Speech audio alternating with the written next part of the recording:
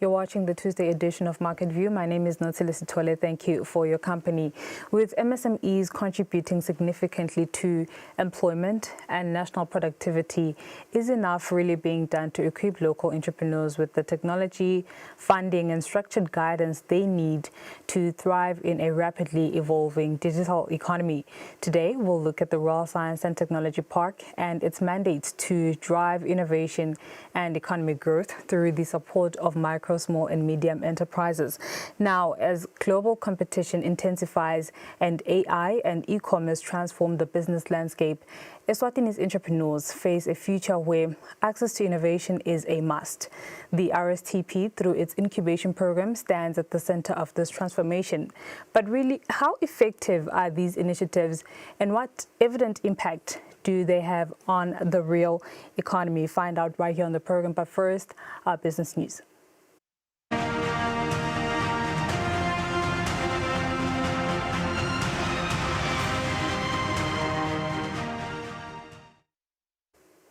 In our business stories, we begin with this. The Water and Agricultural Development Enterprise, EWADE, has announced a strong financial performance for the 2024-2025 period, reporting that gross revenue increased by 194,382,000 emalangeni, representing a 26% increase from the previous year. EWADE states that this impressive growth was driven by the expansion of the area under production across three major projects, KDDP, LUSIP 1 and LUSIP 2, as well as an increase in the price per ton of sugar. The report further highlights that gross revenue from diversified agribusinesses reached 24,275,000 malangeni, marking a remarkable 165% surge compared to the 9,343,000 malangeni recorded in the 2023-2024 financial year. This growth is primarily linked to the expanded production of bananas, maize and beans by the LUSIP Phase 2 farmer companies.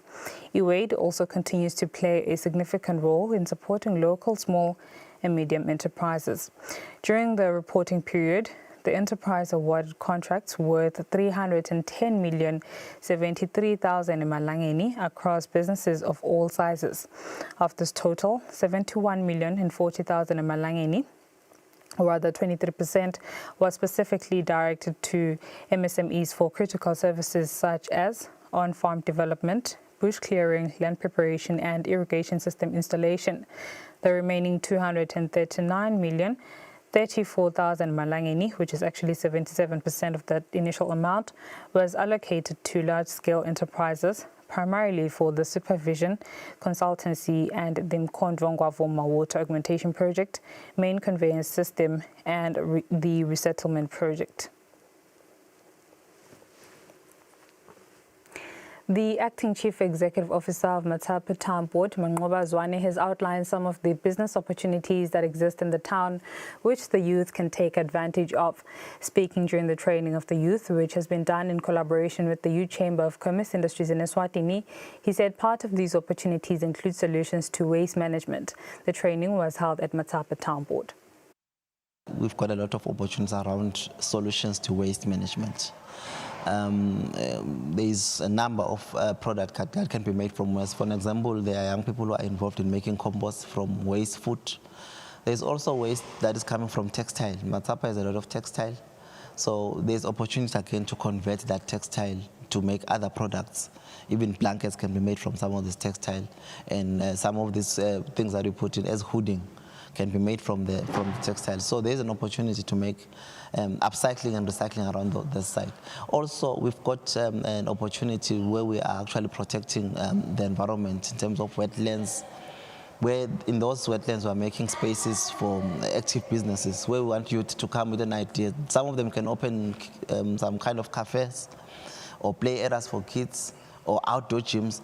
All we do as a town, we have the land. We've got access to land. We can give them the land at very subsidized amount or no amount at all for them to start opening up their businesses without having that burden of a rent. Recognizing the challenges faced by young people, particularly the high rate of youth unemployment, the Youth Chamber of Commerce Industries Eswatini has partnered with the Matsapa Town Board to help alleviate these issues. Head of Research at the Chamber, Alan Lloyd Hamusokwe, explains the purpose and impact of the partnership. One thing that we've discovered doing the different youth forums is that before support can properly come down, we need to be able to organize ourselves. So I think what this event really is for us to be able to organize ourselves. But some of the problems that we've heard have been dealing with lack of space for them to be able to pursue business, high rentals, as well as lack of access to finance. But these are also some of the problems that we've heard from different towns. Entrepreneur Simphiwe Dlamini shares what he believes is essential for helping entrepreneurs thrive. It has to do with the support from all stakeholders, different stakeholders. They do not have the support. Even if the support is there, it's just limited and probably centralized or as in one place, not in the whole place. Also, probably with the different interventions, where we will see more trainings being rolled out across the country with different tinkhundla. Entrepreneurs who took part in the training say they believe that opportunities focusing on business development, access to finance, financial management, and access to markets are key to their success. Reporting, Nelson Langamandla, Vuminkosi Nzinisa, Matsapa. And that is your business brief this afternoon. We're in conversation with the RSTP immediately after this.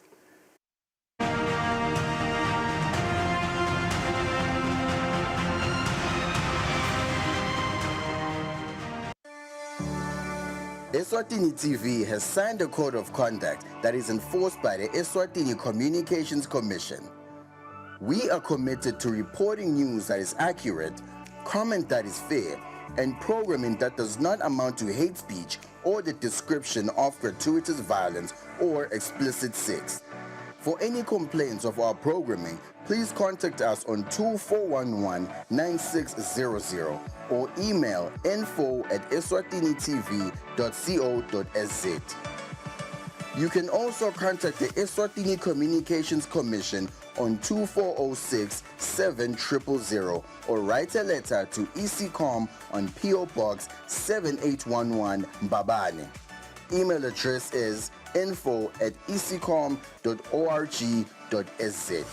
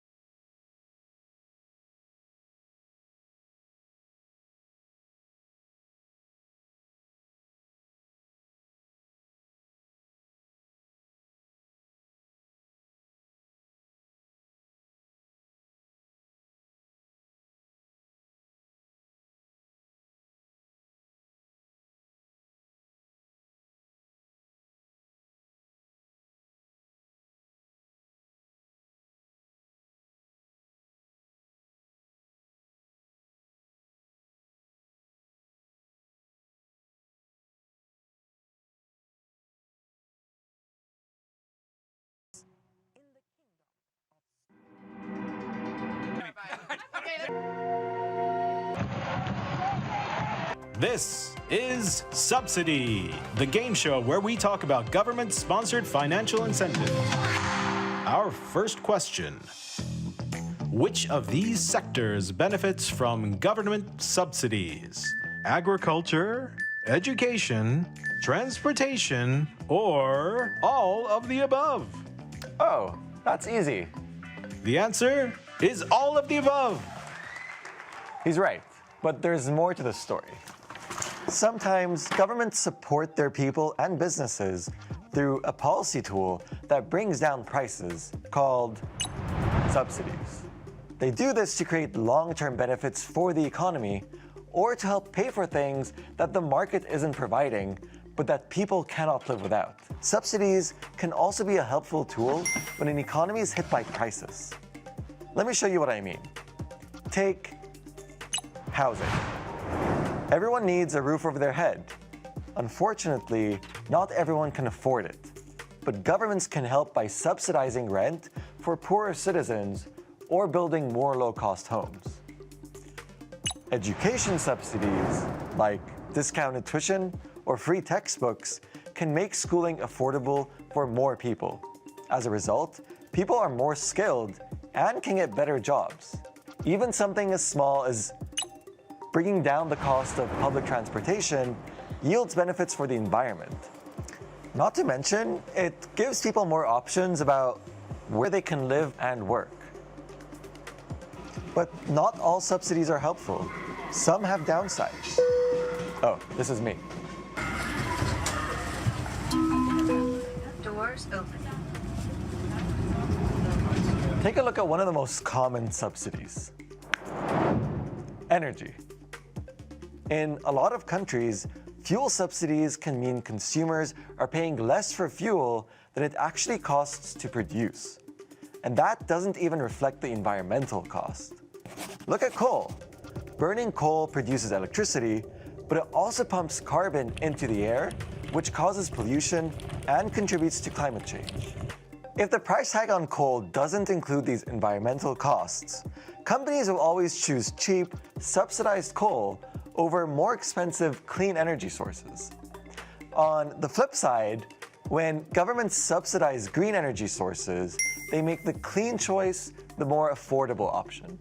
At the IMF, we support these types of reforms that get energy prices right and tax pollution, especially when the added revenue goes towards programs that can help the poor. Basically, making sure that subsidies do what's best for people, the economy, and Mother Earth.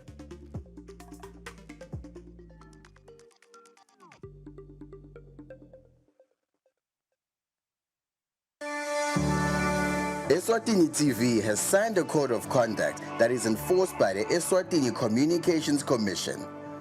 We are committed to reporting news that is accurate, comment that is fair, and programming that does not amount to hate speech or the description of gratuitous violence or explicit sex.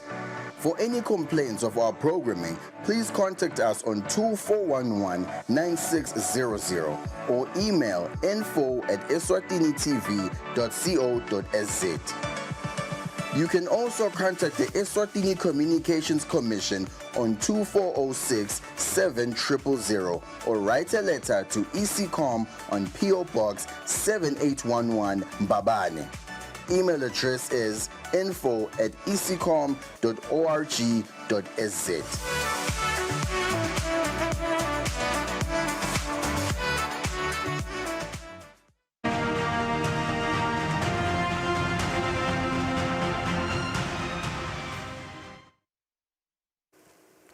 Welcome back. You are still watching Market View. And to this now, the Royal Science and Technology Park is driving a wide range of high-impact initiatives to empower and elevate entrepreneurship in the kingdom, from digital marketing programs and entrepreneurship webinars to business startup support and a full business incubation program.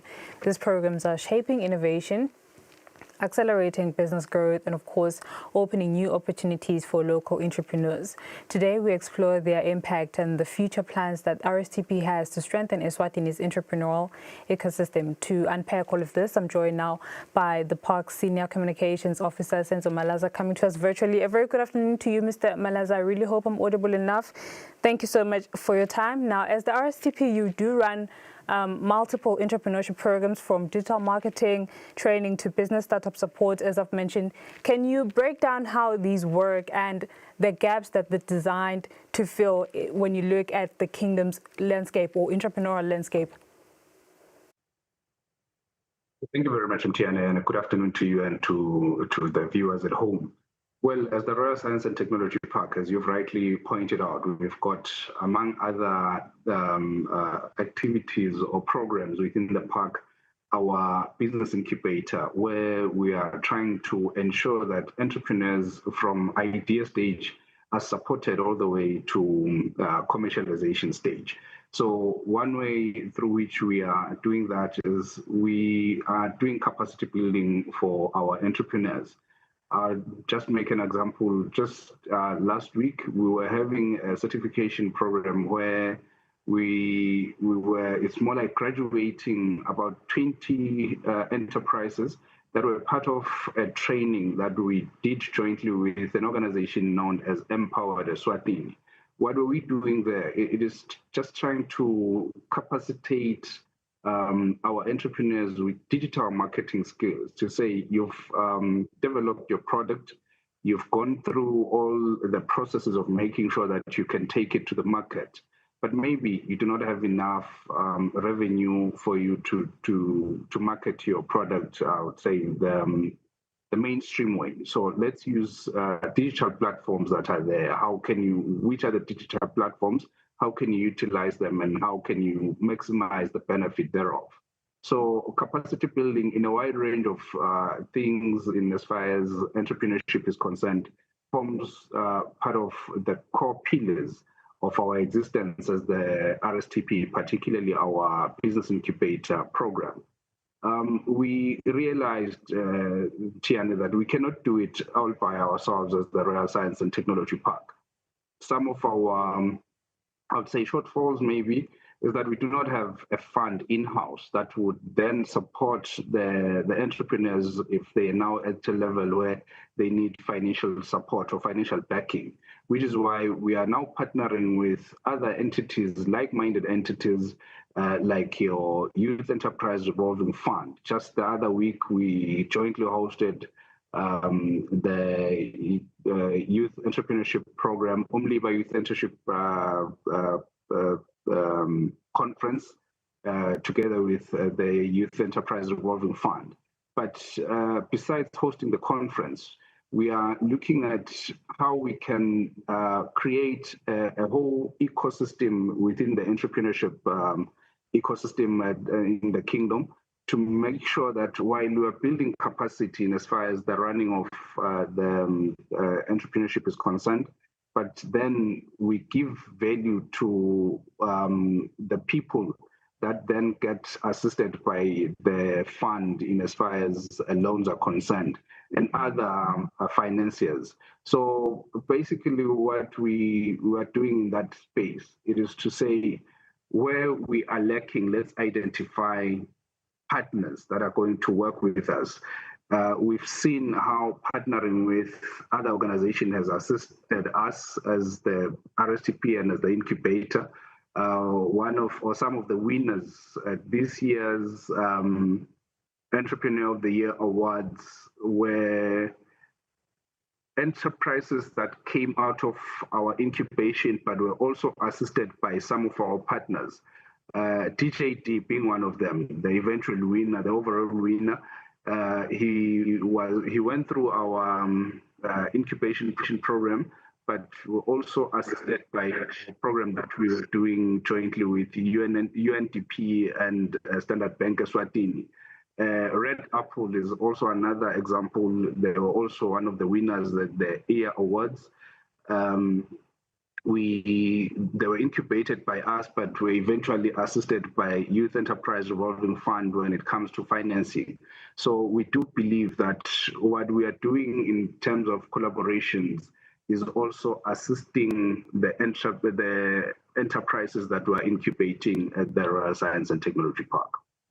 Fair enough, Malaza. You went a step ahead of me there and touched on some of the shortfalls of some of the initiatives that you have. But, you know, the trainings are good, they're portable, but some entrepreneurs, especially the young people, they would say they do need the hands-on support. So how does the RSTP then ensure that these initiatives, they translate into real business results rather than just, you know, bringing a group of young entrepreneurs together and it's knowledge sharing? Well, what we do with our incubator program, besides the capacity building that we're offering in-house, we then have within our networks established and business people that have walked the journey who are willing to mentor some of these enterprises or some of these young people that are going into entrepreneurship. Why are we doing that? It is purely because we are going to teach from a theoretical perspective as the RSTP, as our colleagues within the incubator are trained in that space. But then we now need someone who's going to say, I've walked the journey. These are the hurdles, and these are some of the things that I've done to overcome those hurdles. Talking about real hurdles in our environment and even outside of our borders. So we are very much grateful to those entrepreneurs and business people that are willing, and we really appreciate that there's a good appetite for business people to plow back, and they're doing that through the mentorship program that we then provide. And we also make sure that when they are within the incubation, there's also the peer learning that happens. So someone who may have joined the incubator maybe a year or so before the other one will be able to handhold or sort of assist the other to say, maybe you need to approach things this way for your business to grow faster. What delayed mine was such things. So we believe that besides the mentorship program that happens, the peer learning that is also happening is also good in as far as ensuring that businesses do not end at the idea stage or at the incubation stage, but they go all the way to growing and providing employment opportunities to a number of Eswatini.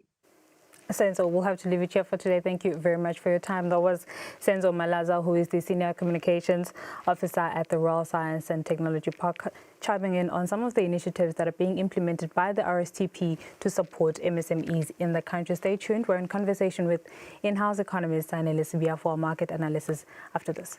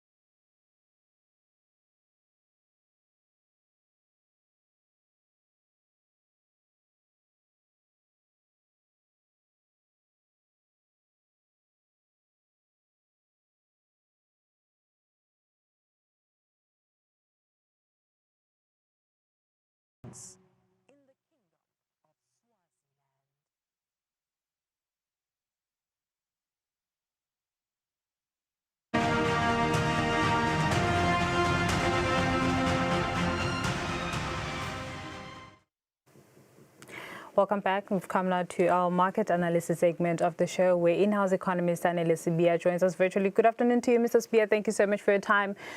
From commodities to equities and stocks and so forth, what do you have for us this afternoon? Thank you, Notile. Good afternoon to you and also to the viewers. So when we're looking through the markets today, we're seeing a bit of mixed picture, stemming from the fact that there is a bit of weakness coming through from the tech sector and the AI, and also we're seeing the volatility of Bitcoin there weighing in on the markets and those equities that are largely dependent on that Bitcoin currency. In terms of economic news, we don't have much economic releases this week. What we're expecting basically is the earnings to paint a clearer picture. So in the US, we're seeing a bit of a lot of losses with the Dow Jones Industrial Average losing some 472 points in trade, but remaining on that 47,000 mark. But the Nasdaq Composite Index there continues to struggle and it's not going back to the 24,000 mark, showing signs of the fact that markets are really wary and cautious of that tech, that tech weakness and that AI volatility. The S&P 500 remains strong at 6,112, but, losing some 36 points on average in yesterday's trade. Moving across to Europe, overall the FTSE 100 has gained 25 points, staying on that 9,727 mark. Still showing some signs of cautions amongst investors, and there's also that issue with the budget leak before Chancellor Reeves could go out there and and table it out there. So there is a bit of that political carnage to watch out for. Germany remains relatively weak, though posting some 133 gains points on average, some 0.56 percentage points on the positive, because the global demand story now still worries those investors within Germany. France, though, remaining, surprisingly robust at that 8,000 mark, with all those data worries within the French economy. But we do know that, as we pop into the festive season and the shopping begins and those luxury brands begin to gain some traction. So that's what's holding France together right now at this moment. Coming into Asia, Japan flatlines at 49,303 in overall volumes. Flatlining there, no percentage changes, slightly because we are waiting to see what's going to happen in terms of those tech stocks in the US, and overall, overall news to come out in terms of what the central bank's outlook is going to be given next year, and the fact that we're going to have a Trump appointee in the next year as the Fed chair. So we are just watching those issues there.